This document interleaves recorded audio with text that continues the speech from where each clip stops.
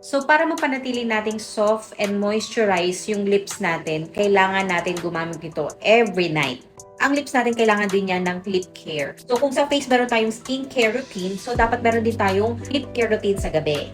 So, pagdating sa lip care, Freshini po yung marirecommend ko. Sa dami-dami ko ng mga ginamit na lip care dito sa TikTok, dahil nga nabubudol ako, ito yung pinaka nagustuhan ko. Though, medyo pricey siya ha, compare sa mga ibang na-try ko. Pero ito kasi yung hindi nangingitim talaga yung lips ko.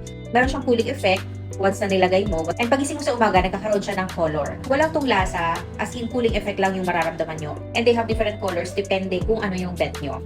So, ganito siya gamitin. Yan, tapos apply mo na sa lips mo.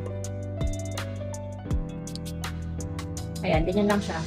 Ayan, nararamdaman ko na, meron siyang cooling effect. Tapos, i-overnight mo lang yan. So, tayong mga girls, kailangan alagaan din natin yung lips natin. Para hindi po nagka-crack and nagda-dry yung lips natin. So, very important din yan na isama sa routine tuwing gabi. So, try this product para alaga din yung lips nyo.